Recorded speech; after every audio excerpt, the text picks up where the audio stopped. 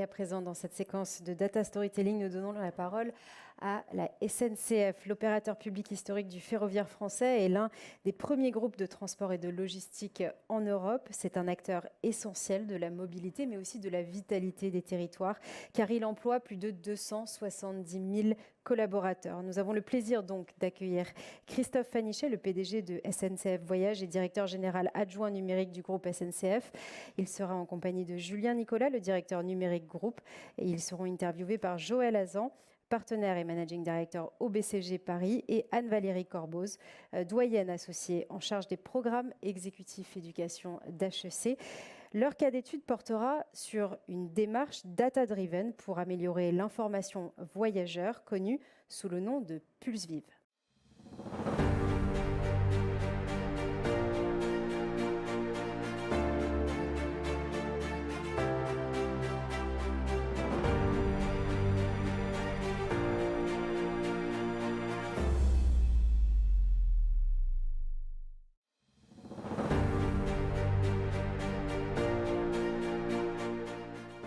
La crise à Montparnasse en juillet 2017, où les trains ne pouvaient plus repartir ni arriver à Montparnasse, a révélé un gros dysfonctionnement en termes d'information voyageur. Qu'est-ce que l'information voyageur? L'information voyageur se place à plusieurs niveaux. En gare, c'est l'information qui est diffusée sur les écrans, les trains au départ, à l'arrivée, les horaires, les causes de retard. Et dans les médias digitaux, vous avez pareil, les trains, quand est-ce qu'ils arrivent, quand est-ce qu'ils partent et les retards associés.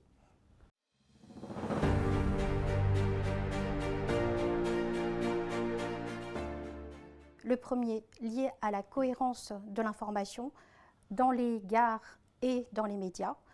Typiquement, l'information en retard n'est pas la même partout. Deuxième dysfonctionnement, le système n'est pas en capacité de diffuser la bonne information pour nos clients, notamment, par exemple, le détournement d'un train, les nouvelles dessertes et les nouveaux horaires.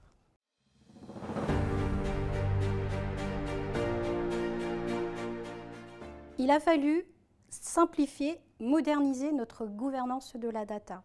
Pour une même information, il faut savoir identifier qui la produit, qui l'enrichit, qui la consomme.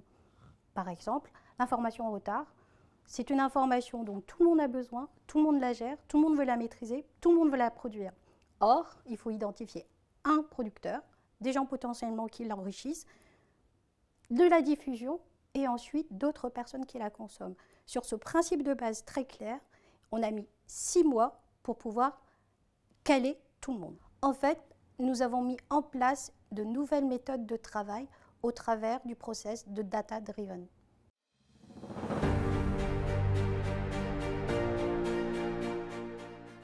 D'un point de vue humain, 200 personnes au quotidien dans tout le groupe SNCF pour réussir le projet, impactant plus de 10 000 agents du groupe. En termes de projet, 63 mises en production sur une trentaine d'applications avec désormais une seule source de données.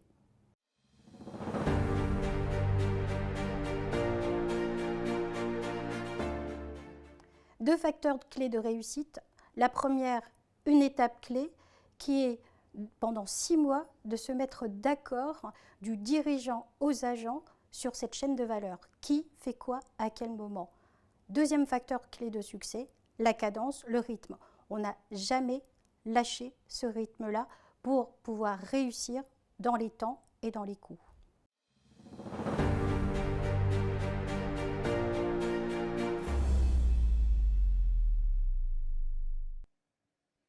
Bonjour Christophe, bonjour Julien et merci de venir avec nous partager l'expérience du groupe SNCF. Groupe que l'on sait tous avoir été pionnier dans l'usage de la data et du numérique, d'abord avec voyagersncf.com, devenu Oui SNCF, dont Julien, tu as été l'un des dirigeants historiques, et ensuite approche qui s'est élargie à l'ensemble du groupe et du coup que vous pilotez Christophe et Julien ensemble. Le cas d'usage que l'on vient de voir est à la fois riche en data, en tech, et aussi très riche en accompagnement du changement. Christophe, est-ce que tu peux nous dire en quoi ce cas d'usage est représentatif à la fois des enjeux et de la vision du groupe SNCF dans la gestion de la donnée?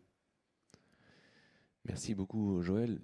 Ce cas-là, il est extrêmement intéressant. D'abord parce que c'est à l'occasion d'une crise majeure pour l'entreprise, crise majeure pour nos clients. C'était un 31 juillet, tout le monde devait partir en vacances, et on a une crise de production. À Montparnasse, on ne savait pas gérer correctement le départ en vacances des Français.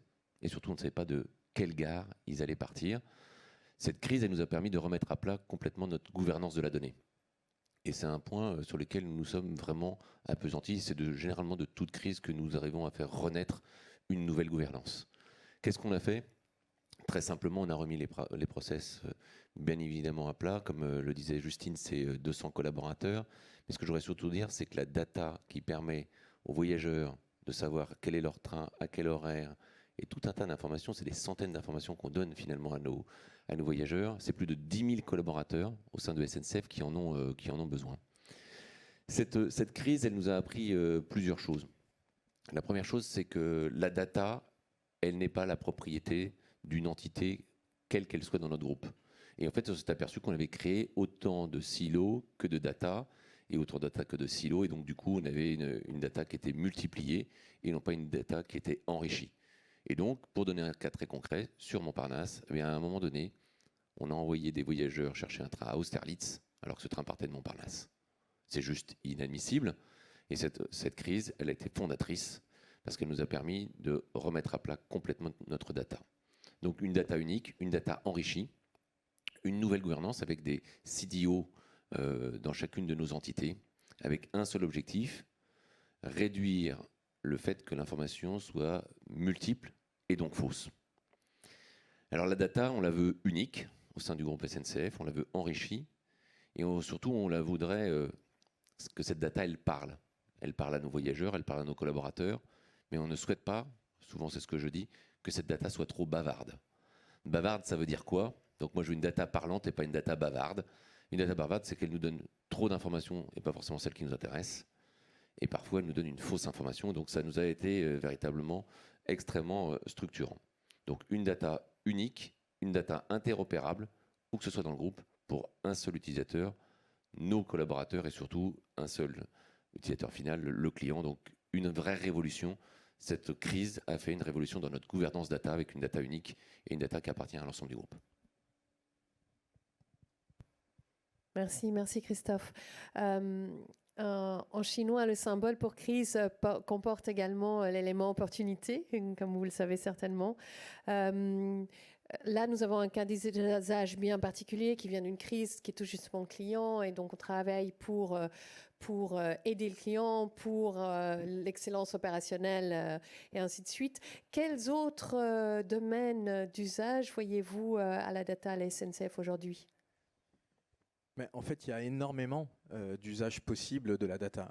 Vous l'avez dit, là, on est sur un cas client et c'est très vite ce qui vient à l'esprit quand on pense à SNCF, on pense à nos applications, on pense à nos sites, on pense à l'information voyageur. Mais aujourd'hui, la data, elle peut vraiment nous aider à faire des sauts qualitatifs dans la conduite de nos opérations industrielles, dans la performance de nos services, dans la sécurité, qui est évidemment un des socles absolus sur lequel nous travaillons à la SNCF. Et donc aujourd'hui, cette data, vraiment pour nous, c'est au service de l'amélioration de l'efficacité industrielle. Et donc pour ça, on travaille sur plusieurs axes. On travaille d'abord sur, évidemment, il faut pouvoir collecter de la data. Et donc on va déployer par exemple des capteurs de l'IoT. On a des programmes importants pour déployer des capteurs sur nos infrastructures, dans nos trains, dans nos gares. Et aujourd'hui, on est même maintenant sur, j'ai envie de dire, by design, quand par exemple on commande les matériels du futur, on prévoit évidemment qu'on puisse capter de la data au moment où on aura ces nouveaux matériels. Donc ça, c'est le premier axe, c'est qu'on puisse déjà collecter. Pour collecter, il y a aussi de la connectivité, c'est-à-dire qu'on n'en parle pas toujours, mais il faut l'amener après cette data. Aujourd'hui, elle est de plus en plus riche, elle est foisonnante, et donc il faut qu'on ait la bonne connectivité pour pouvoir justement l'exploiter. Et donc on a aussi tout un travail industriel de déploiement de nos connectivités sur notre réseau, dans nos technicentres et dans nos gares, à nouveau pour pouvoir collecter. Et puis le dernier point, c'est évidemment donc sur cette exploitation. Et donc sur l'exploitation, on travaille sur tous les use cases sur lesquels on peut gagner cette performance, ces opérations. Je peux prendre, il y a 1000 exemples en fait, hein, parce que je l'ai dit, on peut améliorer de la sécurité. Donc par exemple, on peut avoir des capteurs qui vont vérifier si on a des portes ouvertes ou pas sur le réseau. On peut travailler sur la performance énergétique aussi, hein. Les capteurs peuvent nous aider dans nos consommations énergétiques, à bien mesurer ce qu'on dépense, comment, à acheter intelligemment aussi dans la performance économique, hein, puisque la SNCF est le premier consommateur d'électricité en France, et vous savez que ça ne stocke pas facilement l'électricité, donc il faut qu'on l'achète au bon moment et au meilleur prix. Donc il y a énormément de cas d'usage qui sont effectivement cachés. Souvent, on ne pense pas à ça en premier lieu quand on pense à SNCF, mais derrière, c'est plus de fiabilité pour le client, c'est plus de service, c'est plus de confort, et c'est toujours la garantie de la sécurité. Donc oui, la data, aujourd'hui, est un asset, un matériau de base qui est essentiel pour nous. Ça fait vraiment partie des assets majeurs de la société et un matériau de base pour arriver à avoir un niveau industriel d'excellence. Alors merci beaucoup Julien d'avoir décrit l'usage que vous faites aujourd'hui de la donnée dans les différents pans d'activité du groupe SNCF. Alors cependant, l'usage de la donnée dans le groupe SNCF, c'est pas nouveau évidemment, et on sait que vous avez été pionnier notamment dans la politique d'open data. Si on prend un peu une perspective historique, comment est-ce que votre politique et votre usage de la donnée a pu accompagner les différentes étapes de la transformation du groupe ? Alors effectivement, Joël, vous avez raison. Cette data, elle existe depuis très longtemps dans l'entreprise. On a toujours été un peu pionniers. On a été les premiers à vendre des billets sur le Minitel, puis les premiers à faire voyager SNCF.com au moment où Google arrivait en France au début des années 2000. On a toujours souhaité que notre groupe y soit ouvert. Et le mot open data, il va bien avec celui-là. Moi, je vais donner un ou deux exemples. D'abord, l'open data, on l'a voulu dès 2015. On a ouvert plusieurs centaines de jeux de données, tout simplement parce que c'était le démarrage véritable des startups. Et les startups, pour que ça fonctionne, il faut qu'il y ait des jeux de données, il faut qu'il y ait des terrains sur lesquels on puisse utiliser ces informations. Julien le rappelait, on a des milliers, des millions de capteurs aujourd'hui, mais ce n'était pas le cas en 2015. Et ce que nous avons souhaité en 2015, l'open data, c'est qu'on a ouvert des centaines et des centaines de jeux de données. Alors les données, on les a déjà, on les connaît tous, ça c'est les horaires, les gares, etc., les points de localisation, utilisés par nous, mais utilisés par beaucoup d'autres entreprises. Mais c'est aussi, par exemple, des informations qui sont plus intéressantes sur le taux d'occupation de nos trains, par exemple, sur les objets trouvés, de quelle nature ils sont. Mais surtout, moi, ce que je voudrais rappeler, c'est qu'à chaque pas, l'entreprise a souhaité avoir un coup d'avance. On a créé des lieux en France, justement autour de l'open data et autour de l'innovation autour de cette data. On a appelé 574, vous en avez plusieurs dans plusieurs villes en France. 574, tout simplement parce que c'est le record de vitesse du train à grande vitesse. Et nous avons souhaité accompagner, y compris en région, cette open data. Et puis on est allé un cran plus loin, on a créé un fonds d'investissement, 574 Invest, pour capitaliser, là encore, dans notre relation aux startups et aux données, ce qu'on pouvait leur donner pour qu'ils puissent poursuivre ce sujet. La data, hein, comme l'a dit très justement Julien, c'est un asset, mais moi je dirais que c'est un objet stratégique pour notre groupe. D'abord stratégique, et je ne reviendrai pas dessus sur l'aspect commercial, mais souvent on l'oublie, c'est un asset absolument indispensable sur l'industriel. Sur l'industriel, aujourd'hui, ces capteurs, ils sont très très bavards, peu utilisés. On est en train de véritablement structurer la façon dont ils nous parlent pour une seule et même objectif, notre client ou nous aider dans la production de nos trains. Un objectif très clair, aujourd'hui on fait beaucoup de maintenance préventive sur nos trains. Je rappelle qu'aujourd'hui SNCF Voyageurs fait circuler 15 000 trains tous les jours pour 5 millions de voyages, et donc ces données sont très précieuses. Eh bien, ces données-là, notre objectif, c'est de passer de maintenance préventive à maintenance prédictive, aussi bien pour le réseau que pour les gares que pour les trains, avec un objectif très clair, c'est qu'en 2030, cette data, elle doit nous permettre d'avoir 0 panne fatale en ligne. Alors qu'aujourd'hui, il peut encore arriver que vous soyez ou que nous soyons en difficulté, et du coup les voyageurs avec nous, donc 0 panne fatale en 2030. La data, elle est absolument indispensable pour que nous arrivions.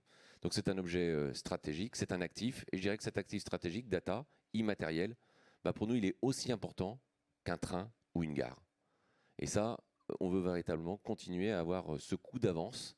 Et c'est pour cette raison qu'on a une politique d'ouverture de données qui nous permet, parce qu'il n'y a pas que nous qui savons utiliser la donnée, il y a des tas de startups et des tas d'entreprises. Et même le gouvernement, hein, quand vous regardez ce qu'il y a sur data.gouv.fr, aujourd'hui, il nous invite les uns et les autres à donner plus de data, justement pour plus d'innovation. Donc voilà où nous en sommes, nous, sur ces sujets-là, avec ce coup d'avance, en ayant une data le plus ouverte possible, mais aussi une data qui respecte toutes nos réglementations, en particulier la RGPD. Ça ne veut pas dire qu'une data, elle est ouverte absolument, elle est ouverte, mais elle respecte l'ensemble du cadre juridique qui va avec. Et c'est très important pour tous nos clients et puis pour l'ensemble de nos managers également. Pour rebondir sur ce que dit Christophe, pour garder ce coup d'avance, il y a une chose aussi qui nous paraît extrêmement importante, c'est comment on arrive à entraîner l'ensemble de nos collaborateurs dans l'usage, dans l'exploitation de cette data. Et donc en fait, il y a 3 axes qu'on essaye de développer, qu'on développe d'ailleurs. Le premier, c'est l'internalisation. On veut avoir des compétences data dans la maison. Donc évidemment, on s'appuie aussi sur des partenaires, sur des prestataires, mais on a voulu développer, vraiment internaliser cette compétence dans la maison. Et donc, on a une data factory, on a recruté, on forme un certain nombre de collaborateurs pour avoir cette compétence parce que, on l'a dit, on considère que c'est un asset majeur. Ça fait partie d'éléments de compétitivité. Et donc, si ça fait partie d'éléments de compétitivité, on veut avoir cette maîtrise, on veut avoir cette connaissance. Et pour garder ce coup d'avance, il nous paraît important d'avoir une partie de ces compétences dans la maison. Donc, le premier point, c'est l'internalisation de compétences autour de la data. Le deuxième point, c'est la formation. C'est-à-dire qu'au-delà de data scientists, d'experts, il faut qu'on arrive à former nos collaborateurs. On est un groupe très important avec énormément de salariés et on forme du haut de l'entreprise jusqu'à tous nos agents de terrain sur l'utilisation de la data, ce que peut apporter la data, quel est l'intérêt de la data. Et donc par exemple, on a une école du numérique et dans cette école du numérique, il y a un parcours pour les cadres dirigeants et dans le parcours des cadres dirigeants, on a des modules sur la data pour expliquer comment fonctionne la data aujourd'hui, puisqu'il faut comprendre souvent derrière la data, il peut y avoir tout le monde ne connaît pas exactement comment ça fonctionne. Quand on ne connaît pas, on peut avoir peur. Donc on essaye de démystifier un peu les choses et donc on a des programmes de formation pour nos cadres dirigeants qui expliquent ce qu'on peut faire avec la data, comment ça fonctionne, comment tout ça est organisé, comment c'est urbanisé, de donner cette couche de connaissances qui est extrêmement importante. Le deuxième point, on l'a dit, c'est d'accompagner nos collaborateurs sur l'usage de cette data.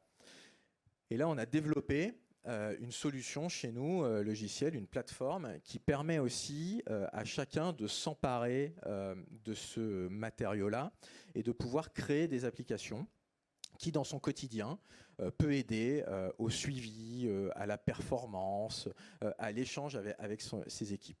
Et ça, c'est extrêmement important puisqu'aujourd'hui, on a plus de 5000 collaborateurs au sein de la maison SNCF qui ont créé des applications qui, à leur niveau, à la maille d'équipe, au quotidien, les aident à avoir un suivi d'activité, à suivre de la performance. Et ça, c'est vraiment l'appropriation de la data. Et ça nous paraît absolument majeur, que ça ne reste pas sur quelques algorithmes en centrale, sur quelques tableaux de bord ou sur des grands programmes, par exemple sur les sujets industriels, mais vraiment que cette data diffuse parce qu'on pense qu'elle peut aider chaque jour à améliorer le service, à comprendre ce qu'on peut faire dans des mécanismes d'efficacité continuellement améliorés. Et ça, je pense que c'est essentiel chez nous, c'est d'avoir accompagné les collaborateurs, leur avoir donné la main là-dessus pour créer les applications qui leur sont utiles au quotidien. Et donc vraiment ces 3 axes de avoir des compétences en interne en ayant une certaine force d'internalisation qui permet ensuite de déployer, de faire bénéficier des best practices. On a parlé de l'IoT tout à l'heure, on a une Fab IoT et qui du coup s'enrichit à chaque expérience. Et puis quand on a une activité qui a un besoin en IoT, ils peuvent y aller, amener leur expertise et déployer vite. Le deuxième point, j'en ai parlé, c'est la formation, et y compris pour les cadres dirigeants, que tout le monde comprenne qu'est-ce qui se cache derrière le mot data en fait. Voilà, comment ça fonctionne aujourd'hui, comment on arrive à l'utiliser à plein. Et puis le troisième point, c'est vraiment cette appropriation terrain, parce qu'en fait, c'est proche des clients, c'est proche des opérations industrielles qu'on résout les problèmes. Et donc, c'est leur donner cette capacité à pouvoir l'utiliser pour en tirer le maximum de bénéfices. Donc ça, c'est essentiel pour garder notre coup d'avance. Merci, merci. C'est très intéressant dans ce que vous dites parce qu'effectivement, quand on pose la question aux dirigeants par rapport à la data, quelles sont leurs plus grandes craintes, c'est cette déshumanisation. Donc cette déconnexion entre la data et l'utilisateur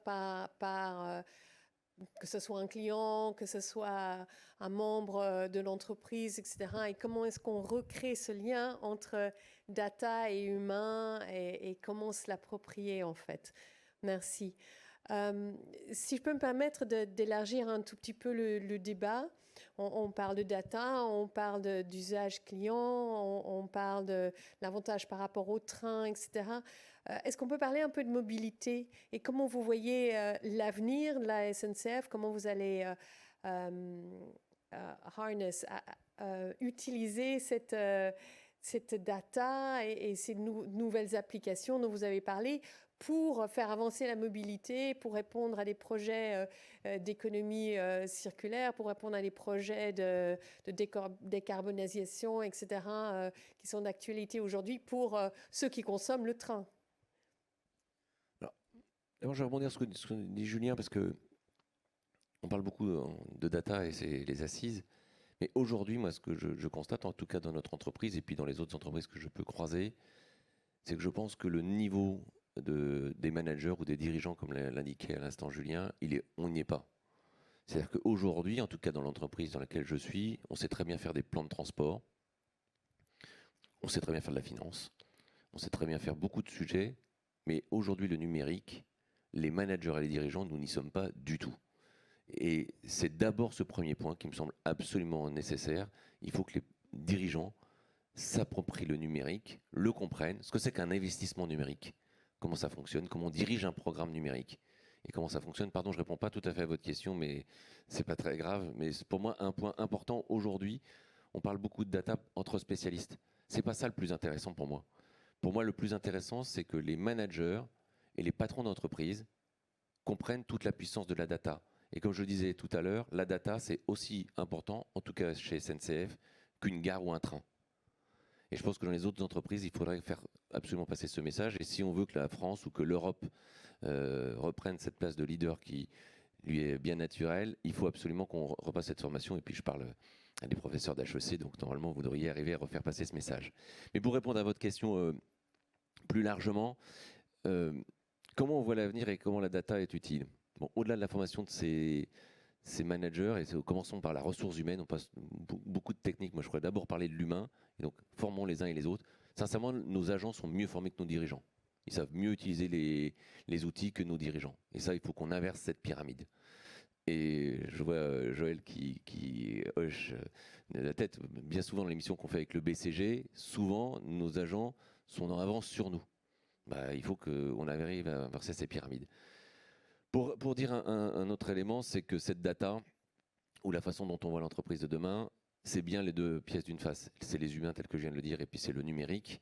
C'est tout ce qui va être les objets connectés, indispensables, bien évidemment dans notre relation commerciale, mais aussi dans notre relation industrielle. Juste pour vous donner un chiffre qui est toujours extrêmement évocateur, lorsque vous regardez un train, il y a seulement une vingtaine d'années, par mètre de train, vous aviez un fil qui vous permettait de donner une information, soit pour le freinage, soit pour l'éclairage, soit pour la climatisation, etc. Aujourd'hui, par mètre de train, vous n'avez plus 6 mètres de fil, vous avez plus d'1 kilomètre de fil.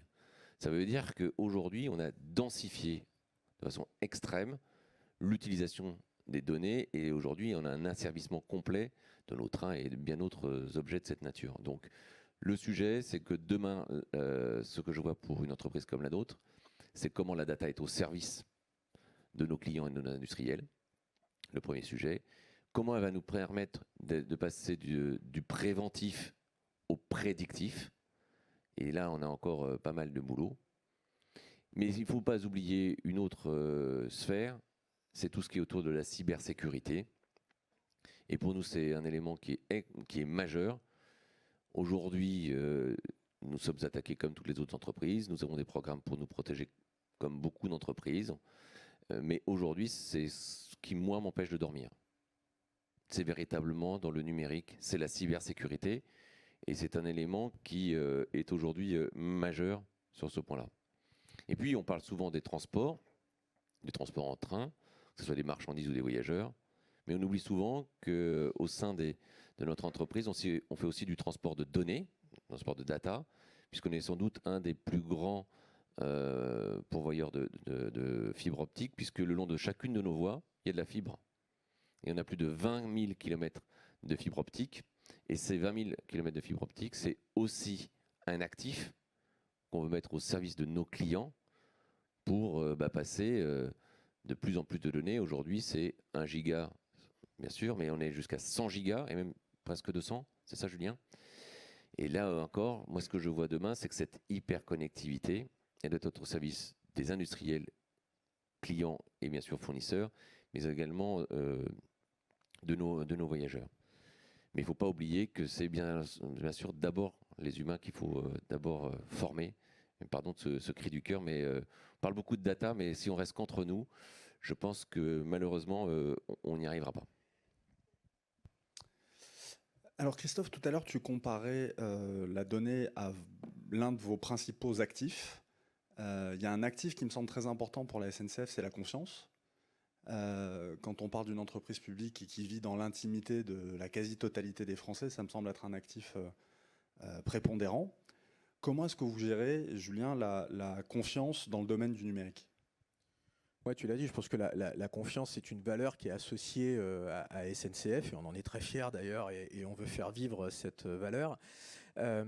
Et donc quand on parle de data, il y a la confiance dans la data. Et donc il y a plusieurs axes, et Christophe d'ailleurs en a évoqué certains.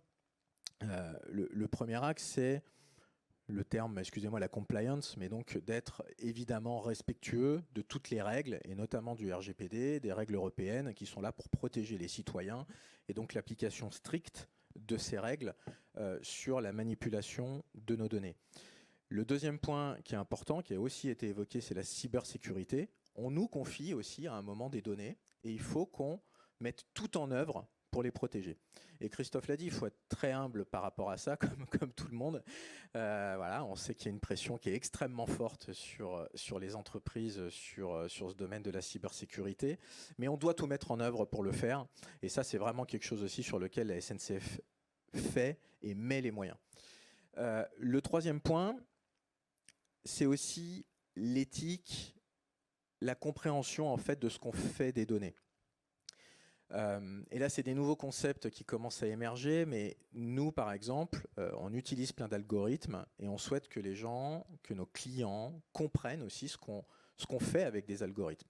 Et donc, par exemple, c'est vrai que sur nos applications clients, tu citais oui, SNCF tout à l'heure, on a des pages qui expliquent aussi nos algorithmes. Par exemple, comment sont classés les résultats.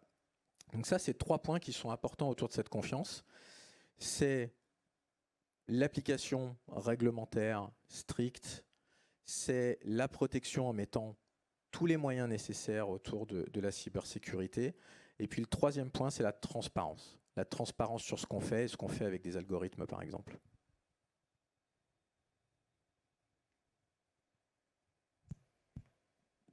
C'est un petit mot de conclusion. Bon, moi, ce que je voudrais en tout cas passer comme message pour notre entreprise, la data, elle est importante. Je vous ai dit, c'est un actif stratégique pour notre entreprise, autant que ces trains ou ces gares. Nous, on la met au service d'une seule ambition, c'est d'augmenter le nombre de voyageurs et de marchandises dans le ferroviaire. Tout à l'heure, on parlait de ce que ça consommait, le numérique, en gaz à effet de serre. J'ai entendu 5%.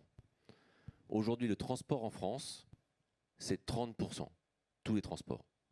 Et juste pour que vous le sachiez, au sein de la SNCF, on représente 0,3% de ces 30%. Et pour autant, on déplace 10% de voyageurs.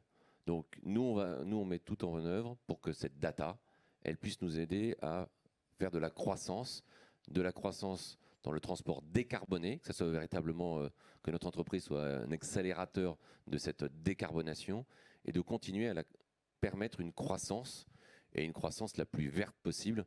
Et donc la data, elle nous est très utile pour pouvoir tout simplement améliorer les parcours des Français sur notre territoire, faire du rabattement sur la colonne vertébrale qui est le transport ferroviaire.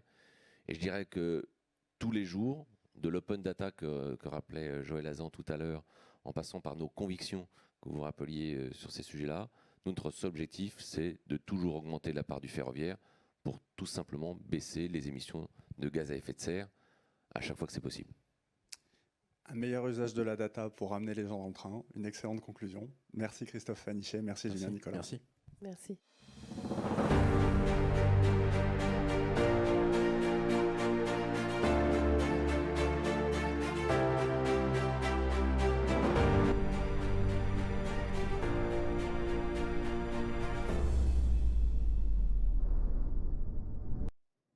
Et nous arrivons presque à la fin de cette deuxième édition des Assises de la Data Transformation. Et je vais donc demander à Julien Lévy, professeur associé et directeur scientifique du Centre Innover et Entreprendre d'HEC, de venir nous rejoindre sur scène pour nous livrer la synthèse des échanges qui ont rythmé cette journée.